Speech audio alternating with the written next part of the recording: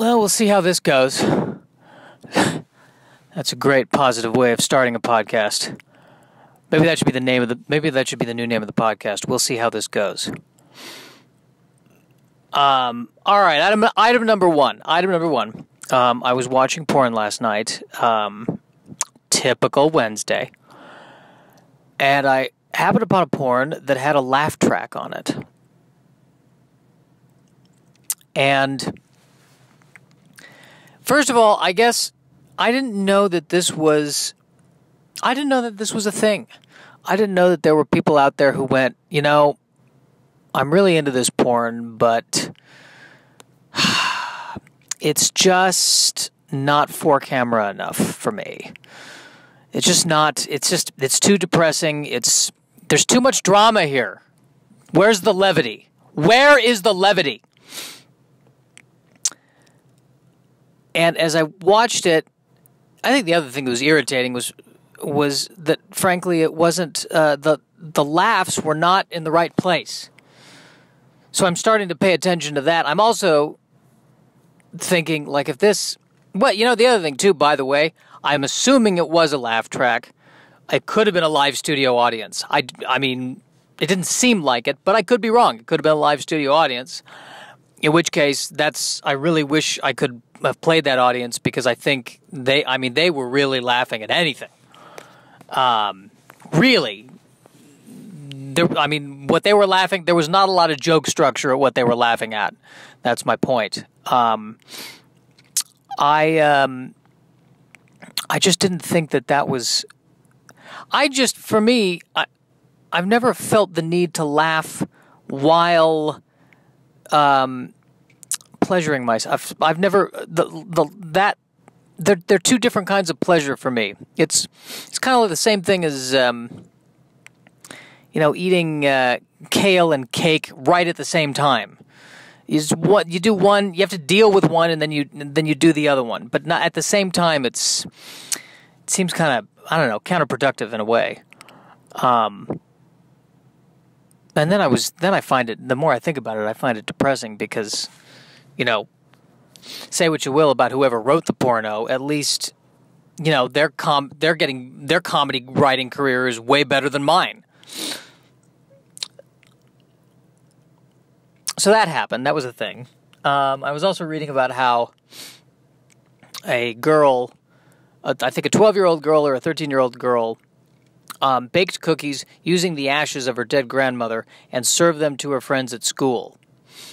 And here's the thing. Before we reserve judgment on this person, let's ask ourselves how good those cookies tasted. Because if they tasted great, maybe we need to, maybe we're dealing with a culinary genius. It could be. We don't know. Puts the semi and semi-sweet. Is that too much? Is that too on the nose? I don't know if... I don't know.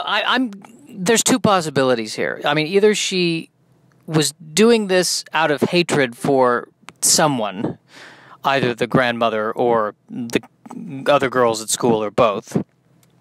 Or, and I think this is the more interesting possibility, she was doing it out of love. And maybe she said, my friends are really depressed, they're down. You know who always made me happy and who just died? Grandma.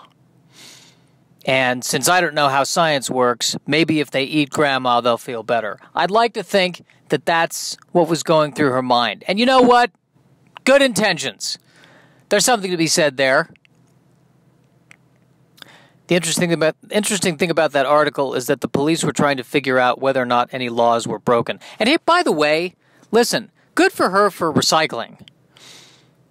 Because at the end of the day, what do you do with ashes? They sit there in an urn, not being of any use. I mean, at least she's really, it's like when I hear the stories about the Native Americans, they use the entire buffalo.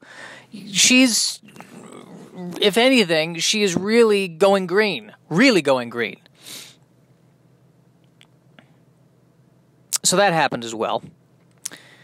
That's my second item of business. What's the third item of business that I wanted to talk about? What is the third item of business? The other thing I was reading. It escapes me at the moment. That means I'm not connected to what I'm saying. Oh, and there's a whole thing about me. This is the other thing. I want this to be a funny podcast. And there seems to be a connection between comedy and vulnerability. And I don't feel like I'm being, I don't know, is what I'm doing vulnerable enough? It's clearly not. But if I want to be vulnerable, what's the most vulnerable thing I can admit right now? Without thinking about it, what's the first thing that comes to my mind? I feel like admitting to the porn was pretty vulnerable. But then again, I don't think I'm surprising anybody when I say I watch porn. That seems that seems fairly obvious. Failure. Maybe that's what I should talk about. That's where I feel vulnerable. I feel like a total failure. And I think it's because I'm a total failure. And well, now it just feels sad. It doesn't feel really funny. Because the goal is to be funny. And if I'm failing at being funny, then I'm just failing. And it's not funny. So there's almost no point to it. There is no point to it. And there's no hope, and we're all going to die. And I can go there, and I'm still... So maybe what I have to do, maybe for me, vulnerability is letting go of the desire to be funny and trusting that I will be funny if I totally let go of trying to be funny. I'm still not funny. This is still not funny. I don't know, it could be hysterical. Maybe it's hysterical to whoever's listening to it, to the 5 people that are listening to it. When I say 5 people, I might be being very generous. They may not even be people. I could be doing this to bots, for all I know. Or Russian hackers. I don't know what the Russian hackers are going to get out of this. They may decide not to be hackers. Hackers. That's a thing. People are hackers. Might be an interesting life to be a hacker. There's something about that feels sexy. It feels sexy to be a hacker. Probably not a very sexy lifestyle. Or I'm just so lonely that anything right now sounds sexy. Even that no loitering sign in front of my apartment. On my apartment, there's a sign that says no loitering. I feel like I should put that in my bedroom. No loitering. See, I still don't feel funny right now. Because I'm not being funny. Because I just tried all this at an open mic and it all failed there. And so I thought, well, you know what? I'm going to have faith in myself and do it as a podcast where no one is around to tell me whether or not it's funny. But what if I truly let go of trying to be funny? What would happen if in this moment I truly let go of trying to be funny and was just honest?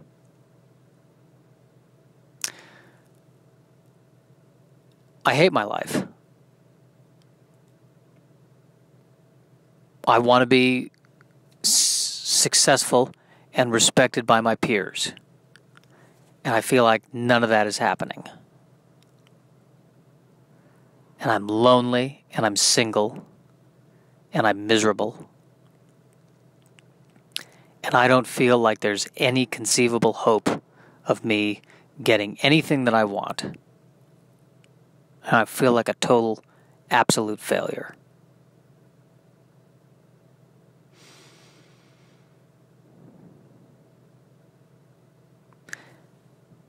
So I'm really trying to let go of being funny.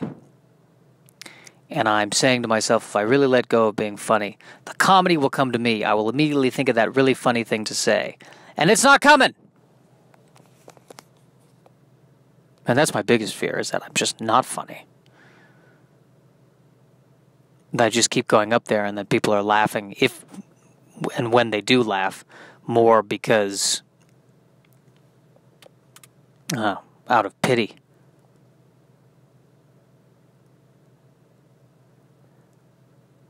Man, this has gotten... I still think I can be darker. I totally think I can be darker. I still don't feel like I'm being honest. I mean, I could just start to cry. That might be useful.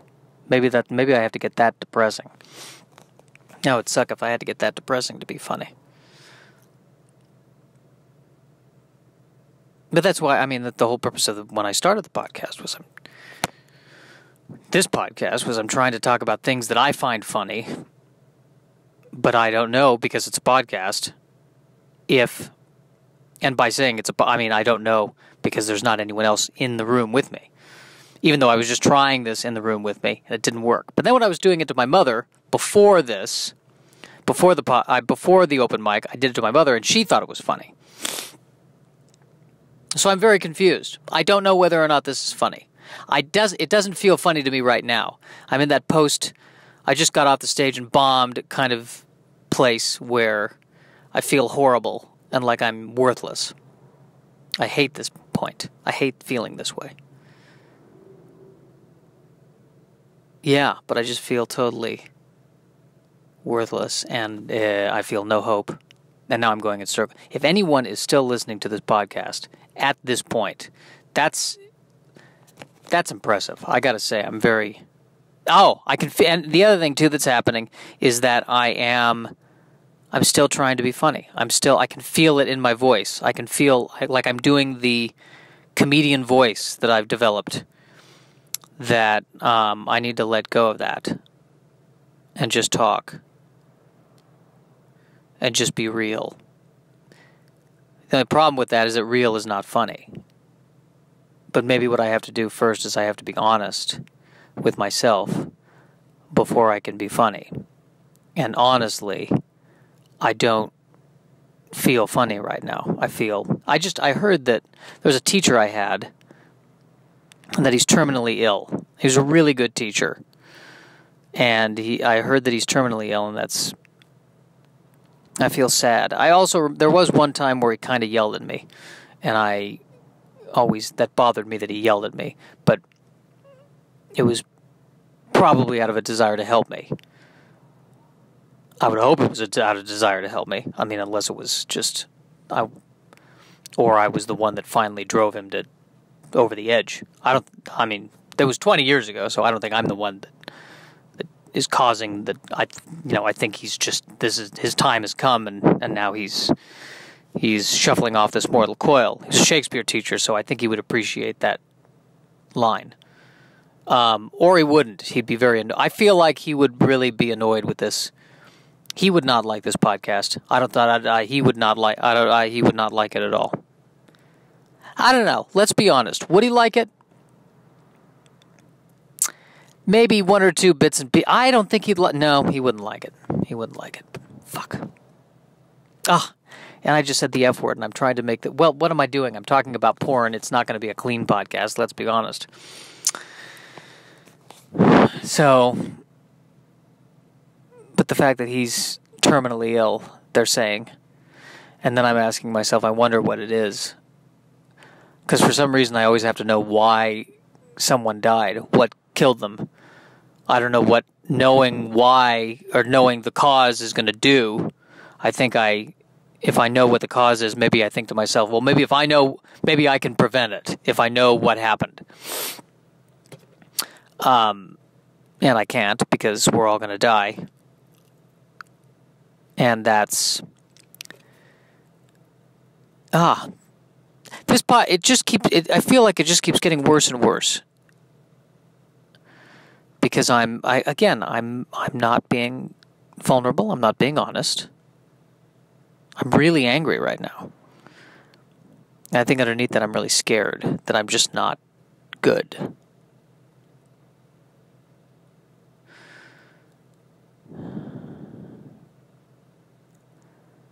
So now I'm just trying to breathe. And I'm trying to be present. And really let go.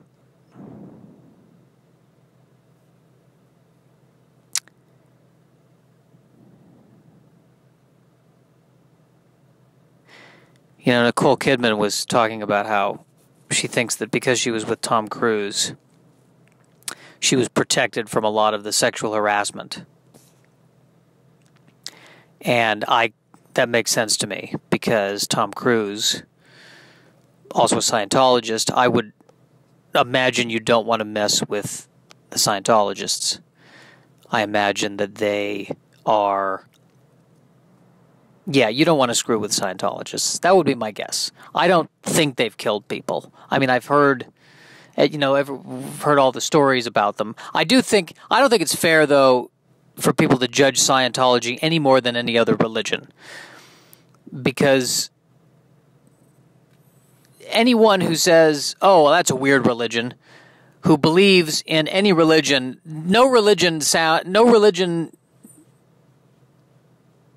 is, in my mind, any better or any worse than any other religion. None of them. Scientology, that's ridiculous. Excuse me while I cut off part of my dick. I mean, really. That is ridiculous. So I don't like people judging Scientology just because it's the newer religion. That's stupid. I've thought about this, and I think other people have talked about this. I'm obsessive compulsive. And I'm basically, to be an obsessive compulsive is I practice a bunch of rituals in order to feel better. And it reminds me of religion. The only difference between what I'm doing and religion is, frankly, literature. Because religion, there's all these religious texts, and I don't have a text of Josh. Maybe I should write one. The Josh Bible. The obsessive-compulsive version of Judaism, which is Judaism, really.